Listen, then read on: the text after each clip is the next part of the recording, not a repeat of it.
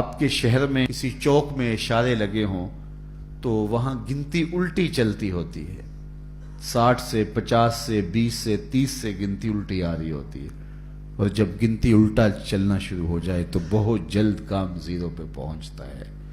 ہماری سانسوں کی گنتی الٹی چل رہی ہے اور ہم یہ سمجھ رہے ہیں کہ بڑے ہو رہے ہیں، صاحب ہم چھوٹے ہو رہے ہیں۔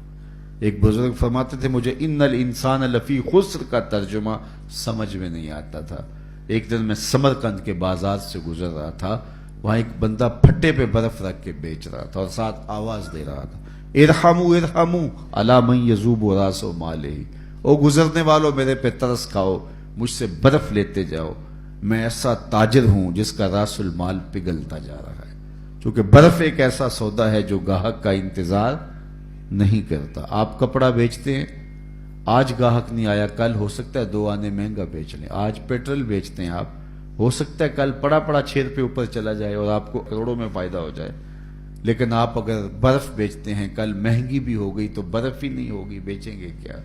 تو وہ کہتا لوگوں میرے پہ ترس کھاؤ، مجھ سے برف لیتے جاؤ، میں ایسا تاجر ہوں جس کا راس المال پگھل رہا ہے۔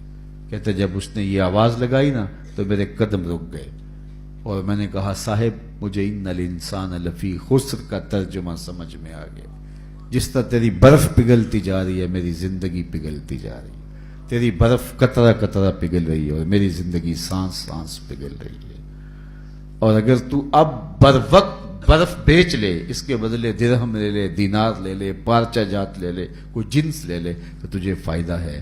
اور میں بھی ان سانسوں کے بدلے درود پڑھ لوں، ان سانسوں کے بدلے قیام کر لوں، رکوع کر لوں، سجود کر لوں، کسی دکھی کے سر پہ ہاتھ رکھ دوں، کسی مشکل میں پھنسے ہوئے شخص کو چھڑا دوں تو یہ میری سانسیں کام آ جائیں گی۔ ورنہ یہ سوئے ہوئے بھی میری زندگی ٹوٹ رہی ہے اور میری سانسیں ٹوٹ ٹوٹ کے مجھ کو کاٹ رہی ہیں، یہ ایک آری ہے جو چیر رہی ہے۔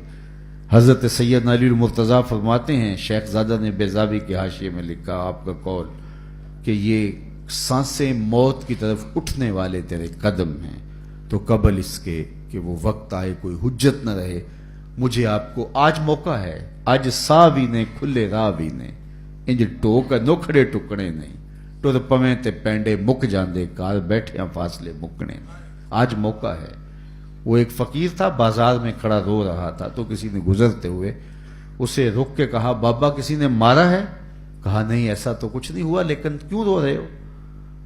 کہا کہ بس گزرتے گزرتے لوگوں کو دنیا میں کھوئے ہوئے دیکھا تو دل میں رحم جاگا، تو میں نے سوچا ان بندوں کی رب کی صلح نہ کروا دوں، تو میں نے اس سے بات کی، آواز آئی لے آ میری چوکھٹ پہ، ایک آنسو پہ سارے گناہ معاف کر دوں گا۔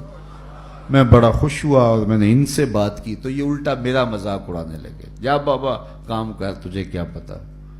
تو مجھے ان کے رویے پہ افسوس ہے اور رونا اس بات پہ آ رہا ہے کہ وہ تو مان رہا ہے، یہ مانتے ہی نہیں، میں اس وجہ سے رو رہا ہوں۔ چلو ٹھیک ہے، اگلے دن وہی شخص قبرستان کے قریب سے گزر رہا تھا تو دیکھا وہی بابا قبرستان میں کھڑا رو رہا ہے، تو پھر اس نے گاڑی روکی اور قبرستان میں چلا گیا۔ عجیب شخص ہے، بازاروں میں بھی روتا ہے، قبرستانوں میں بھی روتا ہے۔ آج کیا مسئلہ ہوا؟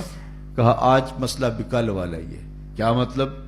کہا کل گزرتے گزرتے ان کو دیکھا اور دنیا میں ایسے کھوئے ہوئے دیکھا کہ رب کو بھولے ہوئے تھے، دل میں ترس جاگا، خیال آیا ان بندوں اور رب کی صلح کروا دوں۔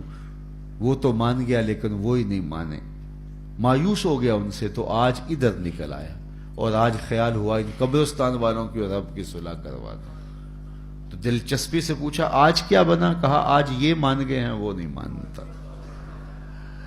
آج وہ مان رہا ہے ہم بھی مان جائیں اور اپنے آپ کو مالک کی دہلیز پہ لے آئیں۔ آج لے ان کی پناہ، آج مدد مانگ ان سے، کل قیامت کو نہ مانیں گے اگر مان گیا۔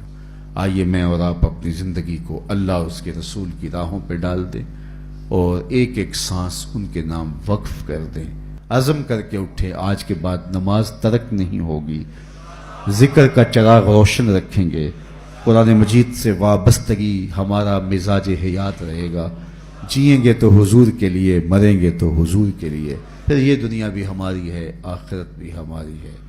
اللہ مجھے آپ کو اپنی پناہوں کا نور دے۔